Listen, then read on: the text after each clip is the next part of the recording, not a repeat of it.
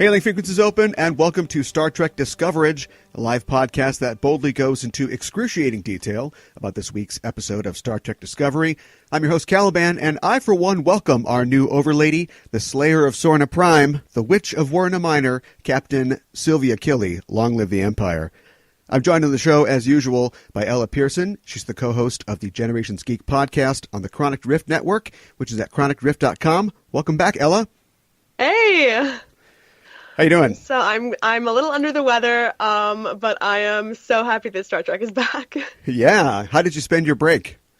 I was sick for the first third, and then I was fine, and now apparently I'm sick for the final third.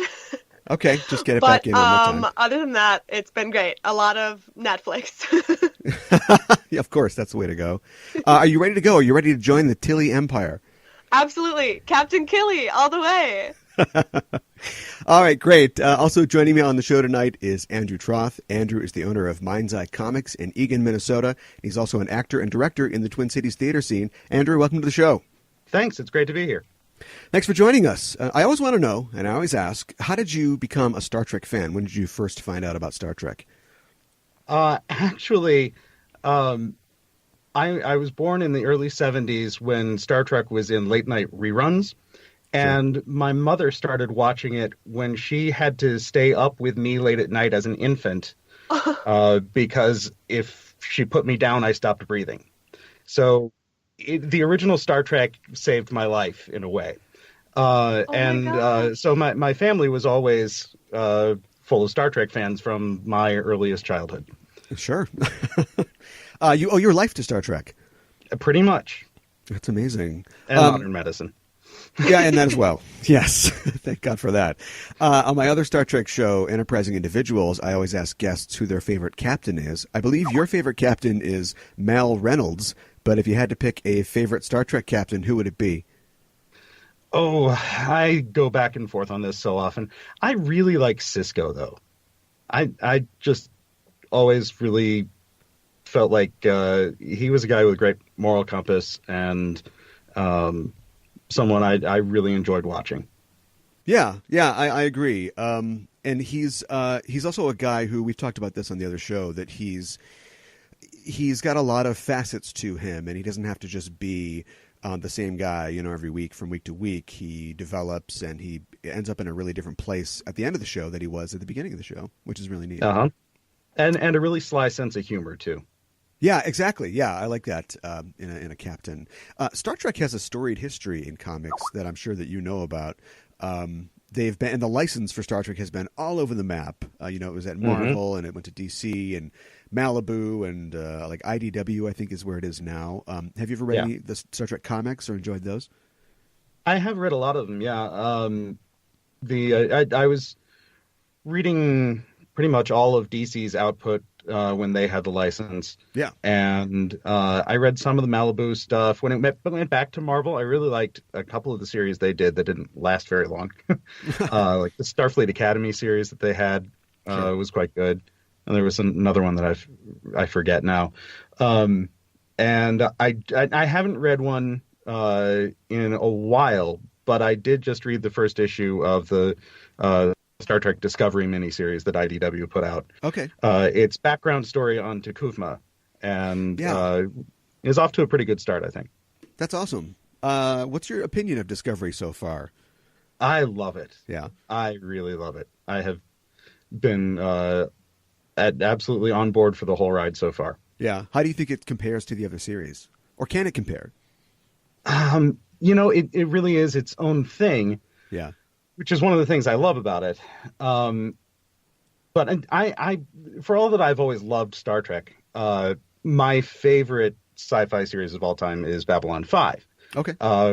And what I have always loved about that is the strength of its narrative arc. And so I am really happy to see now a Star Trek series that I think has been crafted with that same sense of active storytelling in mind. Yeah, right. One of the things that I've always been, less thrilled about with the Star Trek series is the sense that we're always going back to the status quo. Yeah. That, there's a sense of stasis. Like this is our setup, and we're gonna have an adventure that seems to change everything, but then we hit the cosmic reset button at the end of the episode, and everything goes back to normal. Yeah. And this series is wasting no time, and it's not standing still. And I just found that thrilling the whole way around, the whole way along so far. Yeah, absolutely. And I think, of course, we have streaming TV, I think, to thank for a lot of that, because it's not like, you're relying on your watchers to just see it on syndication or late night or something like that. People sit down and they intend to watch a couple in a row, or they're going to be there every week. And also, I think that translates to what happens on screen as well, because, the events of this episode, which we'll get into in a second, something happens to the characters that they figure out over the course of the teaser and the credits, and instantly they know what's going on. Whereas it would have taken Kirk and company a couple different act breaks, like 30 minutes for them to go, oh, wait a minute, I think this is what's going on. So there's like this accelerated storytelling, which is, what the modern audience expects.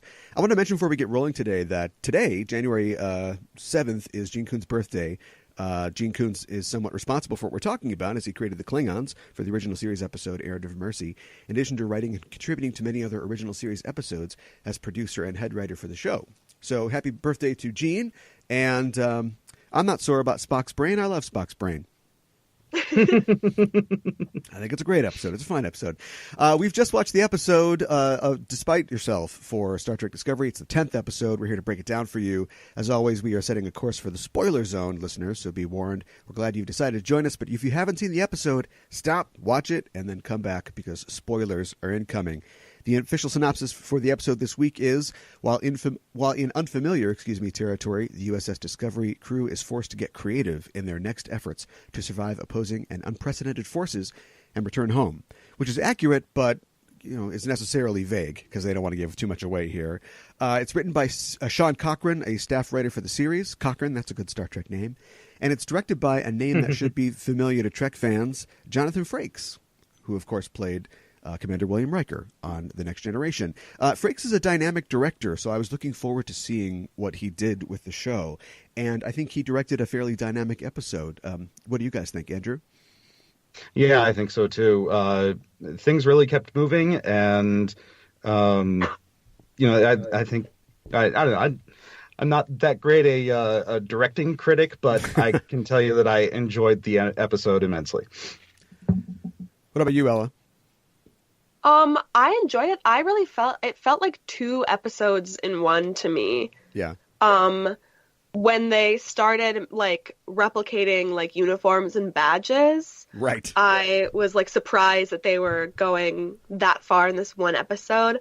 I don't know. There are parts of it that I was a little frustrated with, and there are parts of it that I loved, like Captain Killy. Yeah. Yeah, I don't know. I can't remember what other episodes has Jonathan Frakes directed. I know he's directed more, but yeah, he's done a lot for TNG, and I believe he did some for the other Trek series, but nothing comes to mind. It's also an episode that has to lay a lot of ground, because it's an episode, like you said, it's sort of it's two different episodes. We have to follow up from where we were, but also in this serialized storytelling vein that we've been talking about, we have to lay the ground for some things that aren't going to pay off in this hour, but will pay off probably in the future. The show is now, of course, back from its holiday hiatus, and it's back for Chapter 2, which is not just an affectation. That's specifically what CBS is calling it. It's actually like the first time that in a Trek series, besides just breaking in between seasons, that a Star Trek show has purposefully had a caesura or like a narrative break. And in this episode, Captain Lorca and the crew of the Discovery, they're coming off their success in destroying the sarcophagus ship and all but winning the war for the Federation. Michael Burnham has managed to find a measure of solace in avenging the death of her mentor, Captain Georgiou. She's found love with Ash Tyler. Things are even looking up for Stamets, who had achieved personal peace in his study of the science of the mycelial network. But of course, like any good Star Trek show, everything is both great and terrible simultaneously. It's the best of times and the worst of times, to use the kind of alliteration that Star Trek likes. The captured L'Rell seems to hold some strange influence over Lieutenant Tyler that we get more information about in the episode. The ship has jumped to parts or universes unknown. And it puts me in the mind of Burnham's favorite childhood book, Alice in Wonderland, because the crew was totally down the rabbit hole here. Definitely. Every episode we like to talk about theories and things like that. I know Ella likes to talk about theories. And we might have to find some new theories because we pretty much can throw out a bunch of our theories, or at least just stamp them complete. Listen, I'm just... I am furious that the writer's room got me to trust Ash. It's like I was so suspicious of him for so long, and I was not having it. And then I was like, okay, he's so nice to Burnham. I kind of love him. And then in this episode, I was watching it, and I was like, I'm so mad. I feel like something's going to happen to him. I can't believe I care about him this much. And then he completely betrays my trust. Right. But it's not necessarily. I still think that there is a war, going on there. Sure, he passed his Manchurian test, and it's like, okay, all right, writers, we get it. Thank you. Yeah. But like we were talking about before, that sort of modern storytelling, everybody figured this out. Like we all figured this out early, and instead of having this obsession with like not spoilers, but like having some kind of twist, that you have to guess or not guess, the show just kind of keeps plugging forward. And I think they're going to tell a more complicated story about like, whether this guy. It's like I keep another J.J. Abrams thing, like regarding Henry. Mean guy gets bonked in the head. Now he's different. Is he still that mean guy, or is he this new guy? And I think that we're going to see a war between, what Vok originally, wanted to be or who he was, and who this Tyler person is, wherever they got this. I mean, there was an original Tyler, and we know that, so we don't know if this is his imprinting of a personality or what exactly is going on here. Andrew, what do you think is going on here? Well, I don't know what's going on here, and I love that because I read the theory very early on in the season, from a post online, and what I love about this episode is it shows us, yeah, we know you copped onto our theory, but there's more to it than that. Sure, right? Yeah. It's not just Vok posing as Tyler. There's something much more complex going on, and Laurel doesn't know what's going on when she thought she did, and Tyler doesn't know what's going on, and Culver didn't know what was going on. Nobody actually knows what's going on. Tyler's betraying his own trust of himself as much as anybody else's. Yeah. And I love that they're still finding ways to surprise us within what people already guessed about the storyline. Yeah, and you have to, for all the nefarious plans that they may have had, and at this point I'm not even sure what the plan was supposed to be, but they couldn't have planned that they'd be in the situation in a parallel universe and Laurel captured and in the brig. That's worked out. It's just convenient, for storytelling's sake. But we'll have to see, how that develops. And as far as like Tyler and Laurel, or I guess Vok and Terrell, they love each other, they hate each other. Everybody knows a couple like that. And so we'll have to see how this goes forward. Do you guys see Laurel sort of getting out of the brig, like becoming part of the crew, or having to help out to get them out of the situation they're in? I hope not. She hasn't done anything bad. She was out of her cell, right? Yeah. Like, he unlocked the door. By the way, where are the alarms? Where are the a cell is open? A light should come on somewhere. Yeah, exactly. Yeah, I'll agree. That's a weakness there. And did she end up back in it, or is she still on the loose somewhere? See, that wasn't clear. And no, he closed it before he closed it. Yeah. Okay. All right. Because she didn't even walk out of it. She sort of took a step out of it. And then when they were having that weird, second interaction, he, pushed her back and then hit the button before he left. Okay. All right. That's right. Okay. Yeah, I put that on Frakes. That wasn't clear to me. Or maybe I just, I looked down at my notes when all that happened. Yeah, so we find ourselves, it looks like in the Mirror Universe, the return of the Mirror Universe and the Terran Empire as seen in other Star Trek shows, most notably in TOS, and also a lot on Enterprise. And we get a very specific shout-out to an element from Enterprise, which is the Defiant. There's a whole storyline here around the Defiant. And, of course, if you guys know Enterprise, you know that the Mirror crew and our crew had to interact with the Defiant over in Enterprise. So does this finally speaking of theories, can we finally kill the theory that Star Trek Discovery does not take place in the quote-unquote prime universe? Yes. It was never, it was never an option, right? Like, yeah, right. Yeah. I mean, after the Vok thing, I have to kind of at least give a tiny grain of salt to almost every crazy theory I hear, which is very dangerous on the internet. But because I thought, like, that's nuts. And then you look into it and it's like, oh, that's clearly what it is. And I think, I'm not sure it's the prevailing theory, but a strong one that I've heard is that maybe this is the mirror universe and they'll finally, come to our universe. But I thought that just doesn't make sense in terms of the kind of story you want to tell. Sure, there's elements that we don't recognize from earlier continuity, but they keep saying that they're going to make it work. Whenever you hear interviews with the writers or producers, they keep saying continuity. It's all going to make sense. It's all going to work. And yeah, I mean, now we're taking a little trip into the mirror universe. That, from a continuity perspective, that even gives them latitude to do a bunch of crazy things that won't affect regular continuity. And I'm kind of wondering if, because we've already seen, what is it, Cooper, the guy who died in the pilot return? Yeah, Connor. Cooper was the other ship. Yeah, right. Yeah, okay. That's what I was thinking. I'm even wondering if we'll see other. I'm thinking all deaths are off at this point, because we could even see mirror universe characters sort of cross over to our side. Like, I had an eye out for Landry, who we won't see it unless we see the alternate Discovery probably. But characters who we lost early on and thought, oh boy, that was a short run, could possibly return in the mirror universe. Mm-hmm. Giorgio. Giorgio. Oh, ooh, there you go. Mirror Giorgio. That would be interesting. Maybe she'd be a bad guy. I was kind of expecting, I mean, obviously they didn't say that she would, like, Connor was the captain, but when Burnham went over to the Discovery, I was kind of like, is Giorgio going to be on the bridge? Is there going to be, because imagine how hard it would be for Burnham to keep her, like, Terran Empire poker face. Yeah, right. Although she does a pretty good job in this episode. With Giorgio, yeah. Yeah, that's true. She does a really great job in this episode. I like how and like you mentioned, Ella, it happens really fast. It's hard to imagine Kirk and company being able to just like sew up a bunch of Judge Dredd uniforms like the Mirror Universe people have. But I like how quickly the Discovery crew gets into it, and now they're kind of cosplaying. They're cosplaying as Mirror Universe people, and they get all the little bits and everything, and they've got the uniforms on.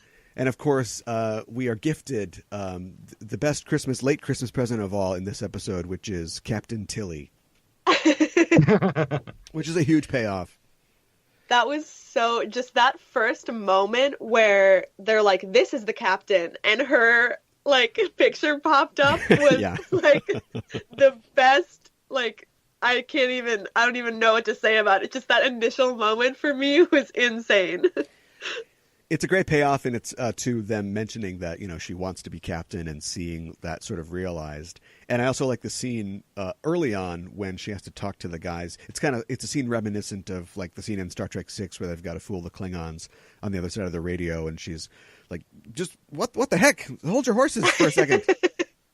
What do you want? Well, and one of the things that the Mirror Universe has always been great for, at least I haven't seen the Enterprise episodes that dealt with it, but one of the reasons to have a mirror universe really is to examine character, because it puts you in those situations where characters are having to decide, who am I really, and how far am I willing to go to work on a completely different playing field than what I'm used to. Yeah. And it sounds like from the teaser for next episode, that is really going to be the crux of the story here. Yeah, it's from a story perspective, it's kind of like having, a ready-made foil for your character. So you can instantly see, oh, that's what would have happened if I had taken a different path, or that's what happens if I let things that I'm struggling with kind of run wild. Do you think that and this is just speculation, but that's what we're here for. Do you think that the Mirror Universe Discovery has traded places with our Discovery and is finding themselves surprised in our universe? That's what they were kind of implying, right? They did seem to imply. They seem to have reached that conclusion themselves, and that immediately made me worry about what the hell the Mirror Universe Discovery is doing in the regular Discovery universe. Right. Oh my God, what are they? How much have they destroyed so far? Yeah, bad news. I don't know. Nobody on the ship seemed to wonder about that, but that's what I would be thinking. I mean, the real question is, does the Mirror Universe Discovery have a spore drive? Right? That's true. That's true as well. I've always wondered in these shows, especially Star Trek, when you've got a mirror universe where there's a moral inversion and everything is different, but yet, Kirk and Spock are still on the Enterprise, like just from a quantum many worlds theory. How does that work? And they kind of hand wave that in I think, a good discussion, a fun scene or a nice scene between Burnham and Lorca, where they're talking about, it must be destiny, aka we have to have all these characters on the ship. That's who's on the show. Those are the actors that we have, and those are the people that you want to see. But yeah, I don't know. It would be interesting to think that they have like their own sort of mirror Stamets as well. And yeah, boy, hopefully they'll explore something like that, or maybe they'll go a totally different way. I was surprised that Mirror Burnham was on the Discovery, though, because what does that imply for, like, was she raised on Vulcan then? How did she get into the Terran Empire? Was she raised on Earth? Like, I was really surprised they went that direction, because I was like, how does her character even work in this universe then if the Vulcans are fighting the humans? Yeah. And that's what I'm talking about. That's exactly the problem. Did they mention what happened to Captain Giorgio? No. Okay. Not that I recall, no. Yeah. So maybe she'll find out that Mirror Burnham killed Giorgio or something like that. Oh my gosh. Bad news. Although, like on purpose, you mean? Right? Yeah. Not right. Well, yeah. Ooh, phaser shots fired. Yeah. This episode, I would forgive everything that happened in this episode because it gave us Lorca doing his best Scotty, which. Oh my God. I can't. It's one of those things where there is absolutely no reason why that happens except as just a shout to the fans. But I'll take it. It was funny. Absolutely, that was great. I think there's a certain contingent of viewers that are going to be very happy with that final shot of Lorca in a torture chamber too. Yeah, the agonizers are in this, which I love. Although they're not quite the same without Chekhov's scream to go with them. Nobody can scream like Walter Koenig. I'm also wondering if everything is different in the Mirror Universe. Is the slow clap really good or extra bad in the Mirror Universe? I'm so confused by that. Like, is it really sarcastic or is it like the highest form of praise? It just went on for so long before it turned into like a normal form of just like applause, and I was like, is this just how they clap in the Terran Empire? Slowly and weirdly for like 45 seconds after you murder someone? They love a good dramatic gesture in the Terran Empire, so I'm sure that is all in kind. So let's talk about some of the effects on our crew and our show, or excuse me, our ship in the Mirror Universe. Normally at the end of the show, we talk about who we think is going to go to the big holodeck in the sky, but we've got a couple entries in this episode. And Ella, do you want to talk about our favorite doctor? Yeah, thank you for passing that to me. I'm pretty mad. Are you not going to vote this as your favorite episode, as we do every week? No. Okay. I'm so surprised. I mean, you said that there's the potential for Mirror Universe characters to merge into ours. That's what I think must be happening after that death scene, because it was too fast. It was like nothing. They didn't give him anything. We got like 1 second that was mainly of Ash just being like conflicted, and it's like, you should be conflicted. You're a piece of space garbage. Get off my ship.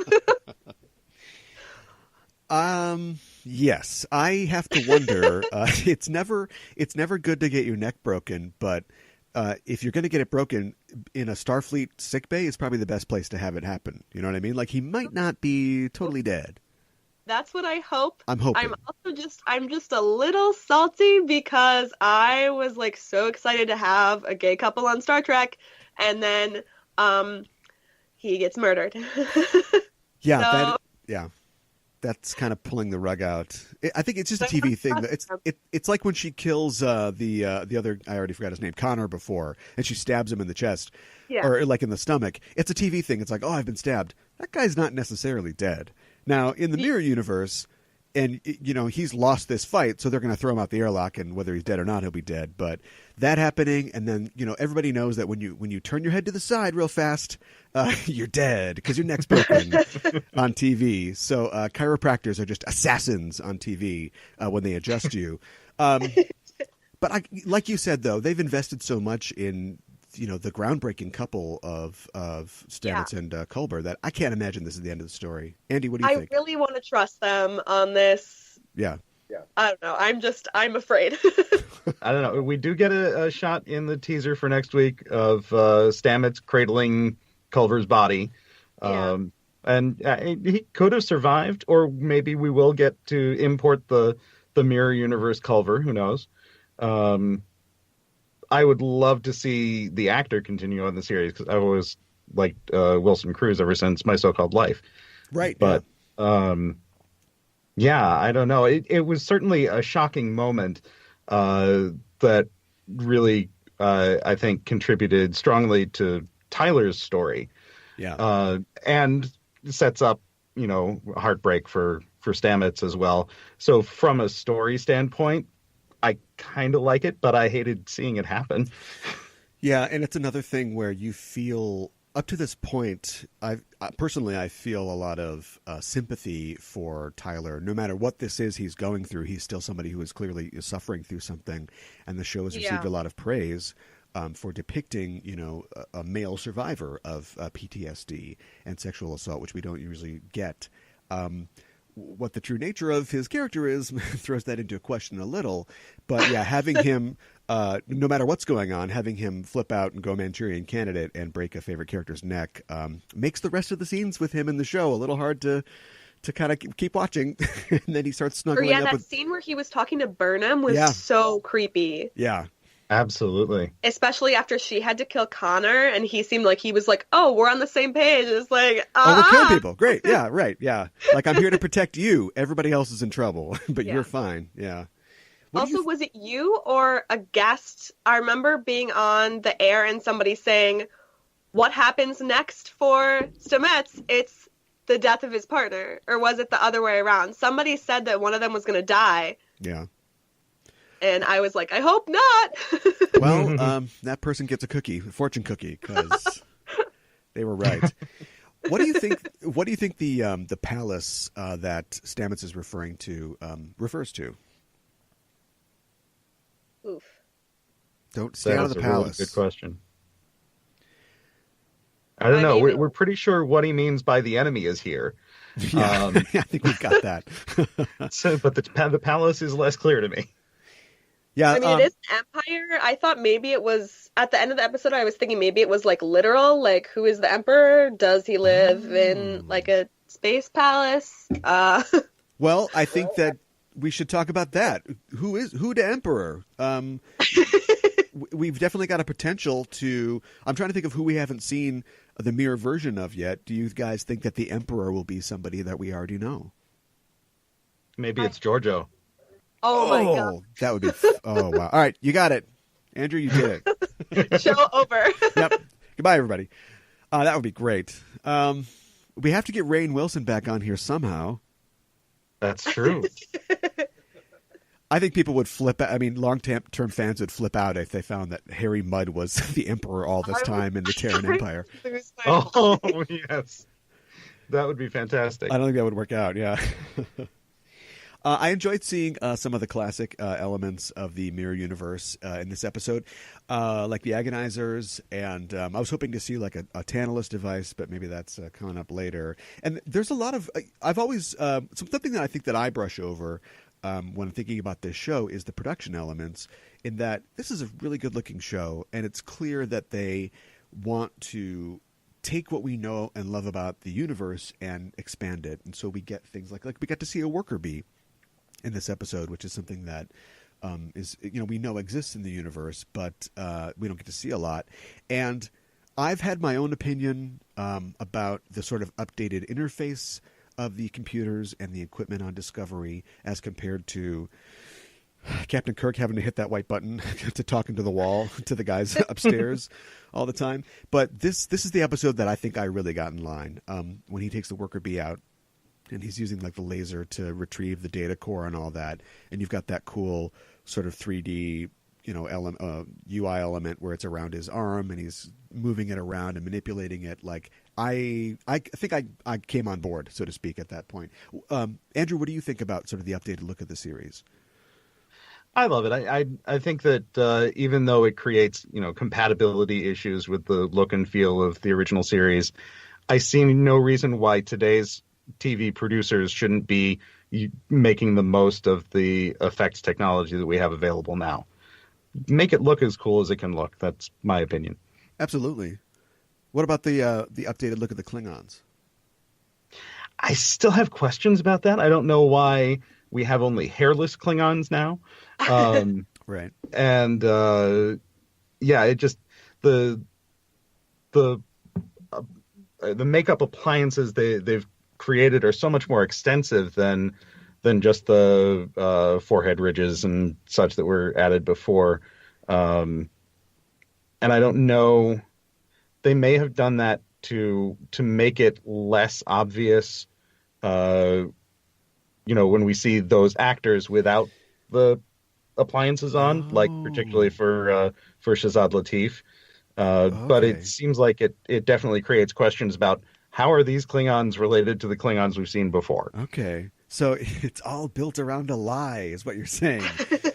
I never thought of it that way, but that makes a lot of sense. Because, if you just stick, a forehead on Shazad Latif, we're going to know it's Clem Fandango. Like, we're not hiding anything there. So, okay, interesting. I do like the fact that, and I think part of it is when you hire a bunch of very talented people to create a TV show, they're not going to be comfortable just going, oh, what did they do on that other show? Okay, we'll have them, FedEx the heads to us or whatever, and we'll do that. And they've tried to deepen the sort of design elements because they talk about the different, like Klingons have sensory organs or like sensory apertures or whatever that we don't know about that are part of their ridges, and it seems like they're trying to, and it's complicated when this is a prequel to everything that we know, but I do respect the fact that they want to put their stamp, their imprimatur on it, and so far everything looks really great.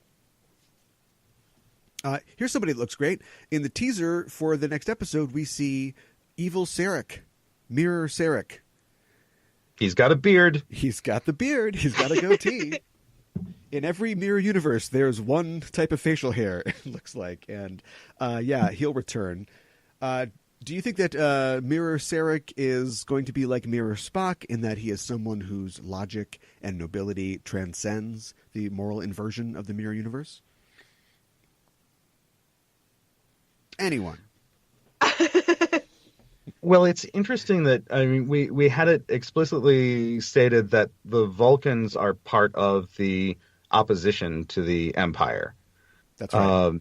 Whereas the Mirror Universe Spock was on the Mirror Universe Enterprise in, the original Mirror Mirror episode. Mm-hmm. So I'm wondering how that sorts out. But, and this also echoes back to the episode with Sarek, where he was nearly killed by an actual Vulcan rebel in the non-Mirror universe. Yeah. So I'm wondering if the Vulcans' participation in the rebellion here is like that logic faction winning out, and whether Sarek would be part of that in this universe. I think that would be really great to see, because that was something that was dropped in rather fast and we don't really get any development on it, the idea of the logic extremists. And so, if that was sort of planting a seed for something that's going to grow in this sort of half of the show, I think that would be a really neat aspect. Ella, what about you? You thumbs up or thumbs down on Mirror Sarek? We've had some pretty intense moments with Sarek already this season, I feel like. Right. Good Sarek's bad enough. Yeah, that's exactly what I was thinking. I'm just kind of wondering, like, because Sarek in this show is, like, already to the point where he's like, no offense, but I would literally rather die than talk to you about your childhood. And so I'm just wondering, like, what Mirror Sarek is going to say to Burnham. And like I said before, I don't really understand how Burnham's character could have been could have grown up on Vulcan and then also joined the Terran Empire. I mean, she could have like left, she could have fought with Sarek or whatever, but I think it's going to be really interesting. I wonder if me or Sarek will be like a little bit more open. He might be a really chill dude. We don't Sarek as we know it. Yeah, or he might be an emotional basket case. Who knows? Right, exactly. Yeah. I'm interested. I'm like thumb up, I think. Tentative thumbs up.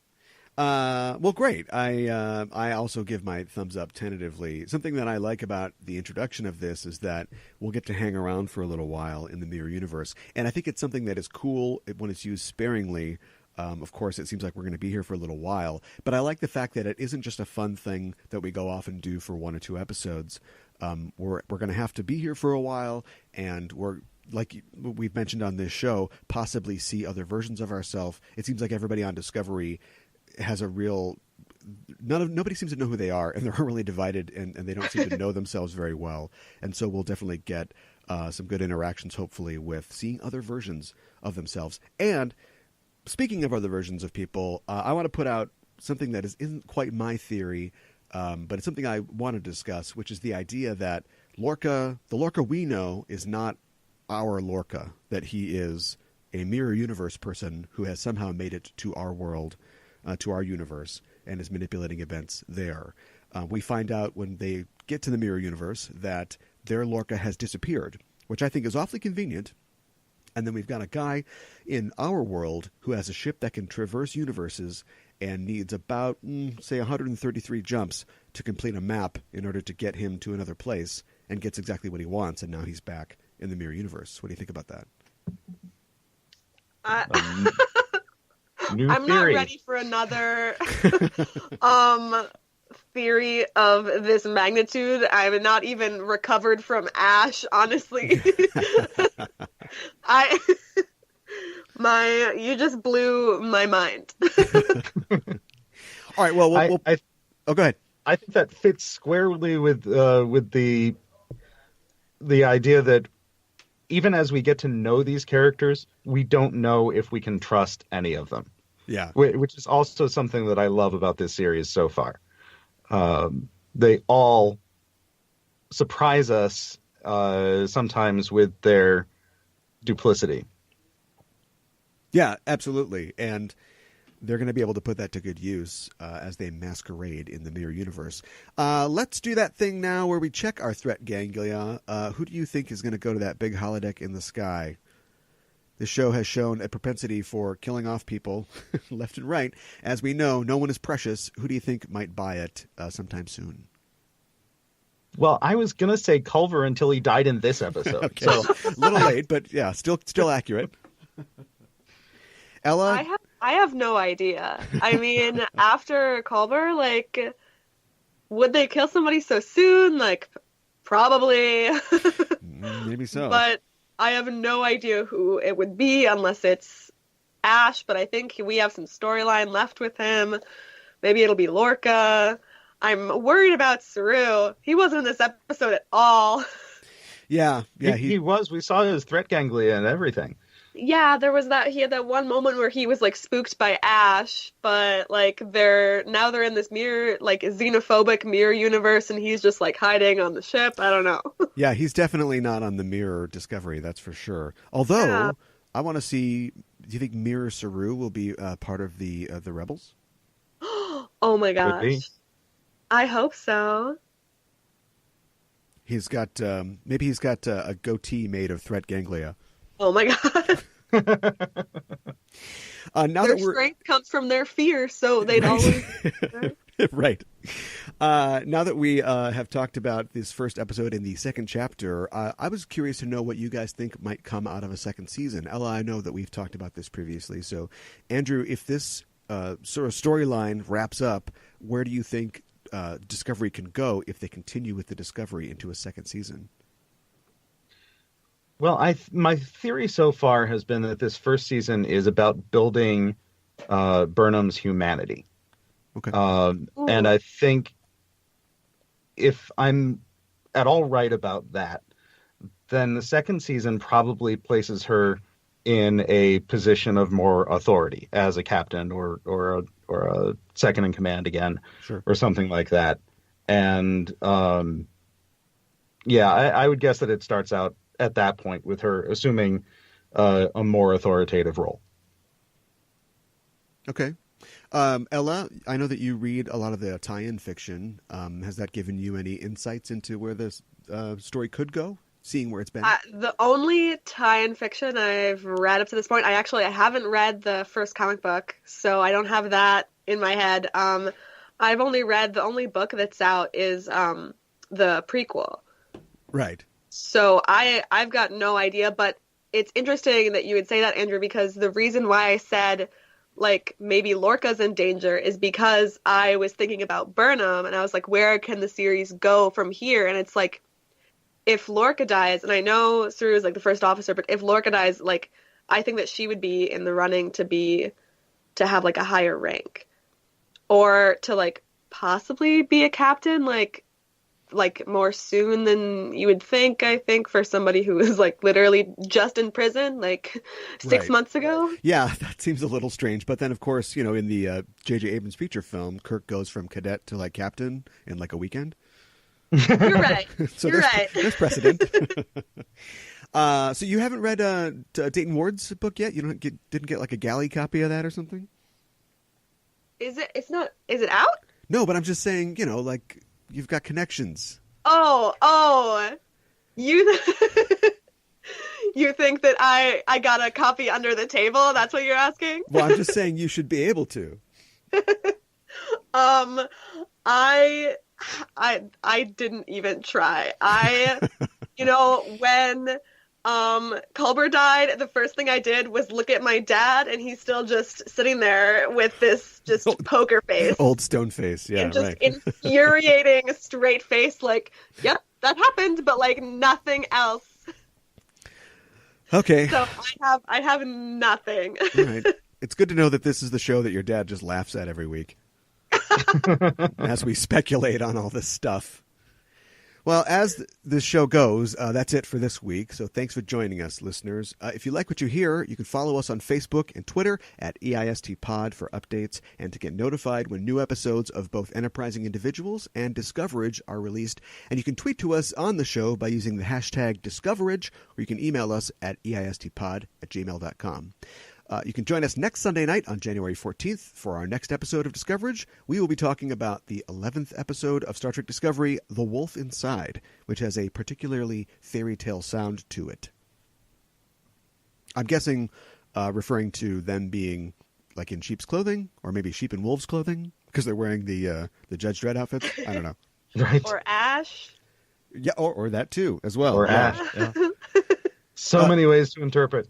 Yes, and Ella's dad knows them all. Ella, thanks for joining me on the show again. Remind people where they can find you online.